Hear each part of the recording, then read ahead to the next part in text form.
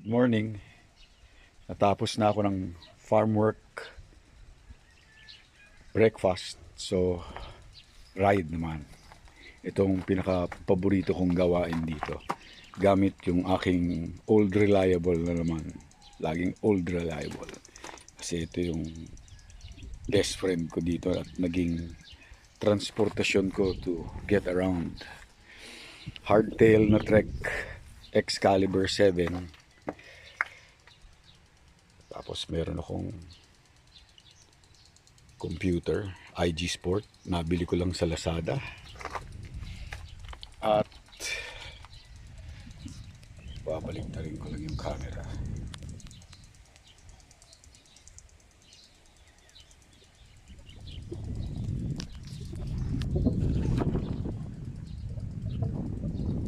Jersey ko by Go Far. Piniliktad nga yung camera. Eng-eng ako talaga sa technology. Sorry. Anyway, iikot ko kayo. Papakita ko yung mga trails. Dati, rough road ito. Mga 10% gradient ito. Ang tawag namin sa trail na to, backdoor. Kasi ito yung backdoor way po uwi. So dito ako magsisimula ngayon. Grabe pala yung ahon na yun. 13.9% pala sabi ng computer ko. Ito na yung kalagitnaan ng backdoor trail. Tutuloy ako and then papakita ko sa inyo yung dulo ng backdoor trail. Ito na yung dulo ng backdoor. Tapos aakyatin ko to. Mas malupit yung ahon nito. I think siguro mga 15% ito. Tapos dadalhin ko kayo sa water tank trail. Yan o. Inaahon ko isang kamay.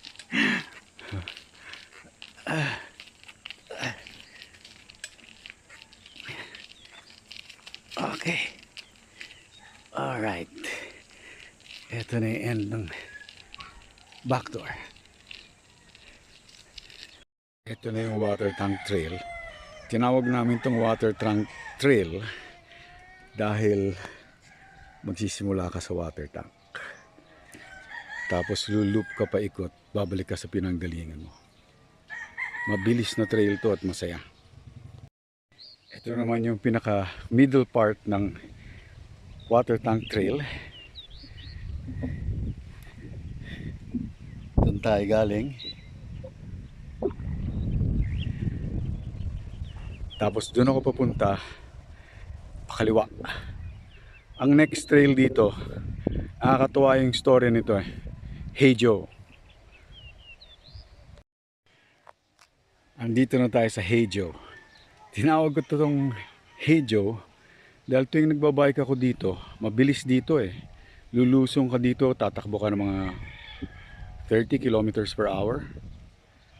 May isang matandang caretaker dito. Lagi akong sinisigaw ng, "Hey Joe, where are you going?" Sana maabutan ko, baka ma-interview natin. Dito ang paborito namin lugar ng wife ko dati. May isang palok tree dito, tapos nagde-date kami dito. Ngayon, puno na ng bahay. Tingnan natin, baka maabutan natin si Manong. This is Manong. He's the one who always greets me, "Hey Joe." Can you greet me, "Hey Joe," Manong? Aray, Hey Manong. Hey Joe. pangalan, What is your name? Bulaklak. My name is Dodi Bulaklak. Dodi Bulaklak. Okay Manong, it's a pleasure meeting you. I'm going now. Now, Bye. Grabe no. Talagang akala niya ako si Joe. Anyway, natatawa ako mag-interview kay Manong. Nasa fork ako ngayon. Kung kakaliwa ako, ang tawag ko dito ay roller coaster. Dito naman, Two Rivers. Pero tsaka na tayo pupunta dyan, mahabang kwento yan. Since short trail tayo, dito tayo sa roller coaster. Bakit naging roller coaster? Lusong, ahon, lusong, ahon, lusong, ahon. Yun, ganun kadami. Yan na yung huling lusong at isang mahabang ahon. Yung ahon dito, asar na asar yung wife ko. Kasi talagang mawawala naman kayo ng hiningap talaga pag natapos ninyo sa taas. Yan na yung huling ahon at yung palabas na ng roller coaster trail. Susunod na trail dito, ang tawag ko ay Senior Citizen Trail. Malalaman nyo kung bakit. Samahan nyo ako. Senior Citizens Trail. Kasi sa dulo nito, papuntang sentro, ay ang Senior Citizens Office ng barangay. Kaya pinangalanan ko tong Senior Citizens Trail. Ito yung entrance papuntang Hamburger Hill.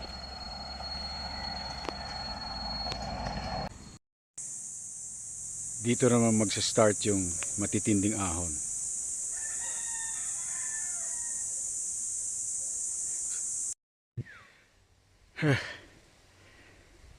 Ito na yung huling climb papuntang Hamburger Hill.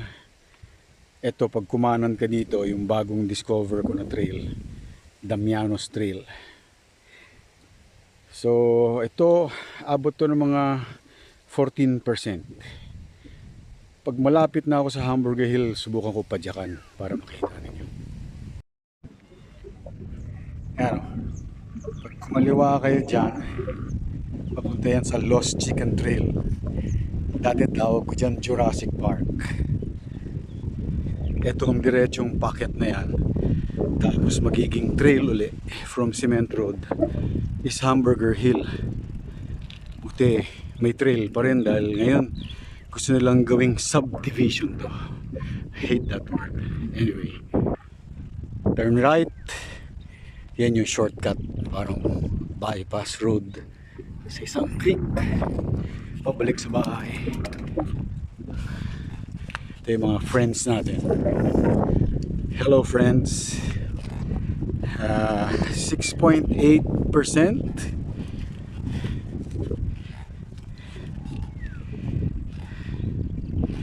Napakatahimik dito. Napakaganda. Tapos ng Hamburger Hill, dadaling ko kayo sa Sound of Music. Para kayo nasa New Zealand. Yun yung favorite spot ko. Ito na, malapit na ako sa Hamburger Hill. 8.2%.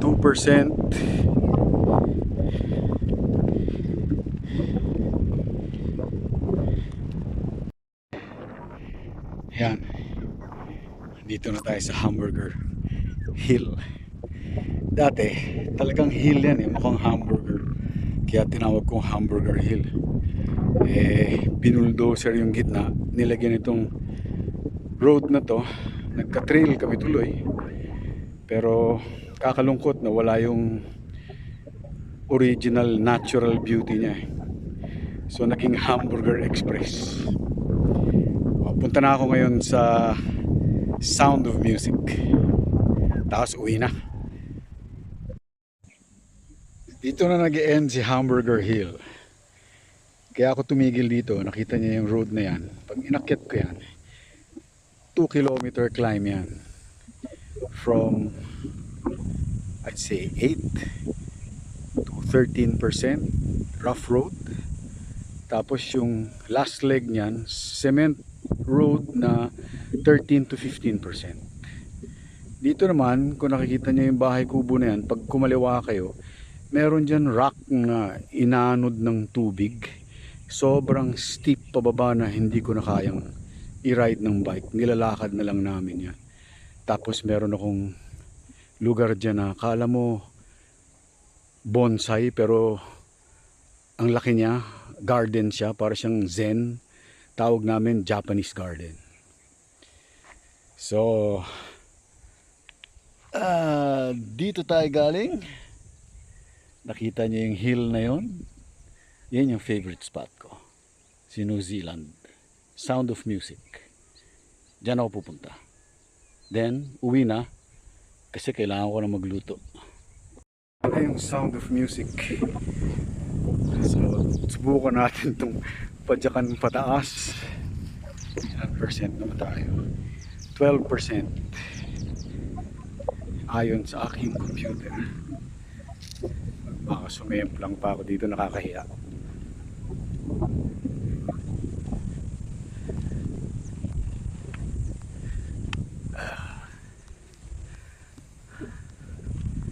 $100. Okay.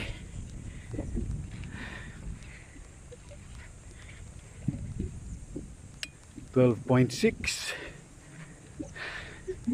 14%. 14.9.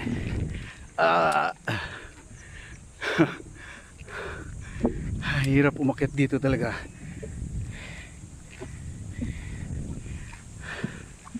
Pero tingnan nyo naman yung reward. Oh. Wawawi.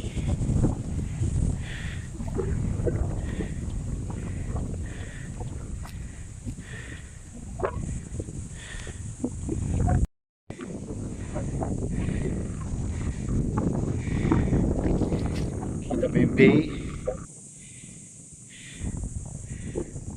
At kung saan ako nang galing, yun, oh, yung Globe Tower na yun. Doon ang sentro namin.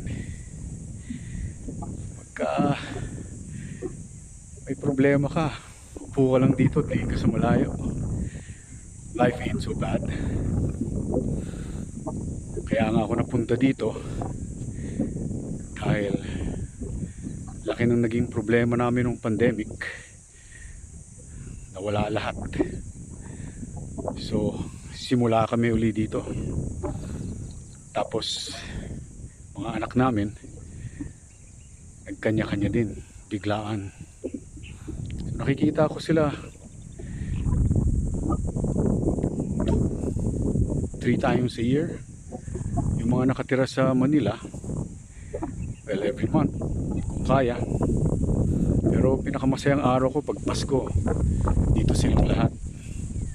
Kumpleto yung pamilya, pati yung mga apo.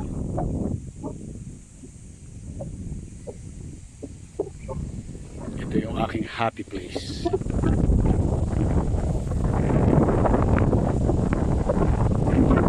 Past 10 AM now. Lakas ng hangin, presko, fresh air, walang traffic, walang road rage. Ito mga baka lang. Sarap. Mang Tuni signing off.